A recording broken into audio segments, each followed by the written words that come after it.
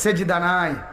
ঘরের মধ্যে গত 1 বছর 2 বছর আপনার উপযুক্ত ছেলেটা কোনোদিন ফজরের নামাজ পড়ে না, মেয়েটা ফজরের নামাজ পড়ে না, বিবি পর্দা করে না, মেয়ে পর্দা করে না। ঘরের মধ্যে আজ 20 বছর টানা রঙিন টেলিভিশন চলে, নর্তকী নাচে গায় ফুর্তি করে, গানের আওয়াজে বাদ্যে পুরা ঘর জমজমাট।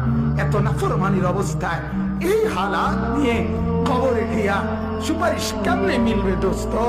আখিরাতে নবীজির সামনে দাঁড়াবেন কিভাবে? আল্লাহর নবী তো বলবে, উম্মত এভাবে বেজ্জতি করলি কেন? 23 বছরে তোর আমার তায়েফের রক্তের কথা মনে নাই? আমার দামদাম শহীদের কথা মনে নাই? আমি 14 দিন পেটে পাথর বাঁধছিলাম ক্ষুধার কষ্টে, একথা কি মনে নাই?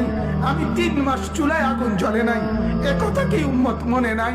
আমার এত কষ্ট এত মেহনতকে এইভাবে নাফরমানি করে আমাকে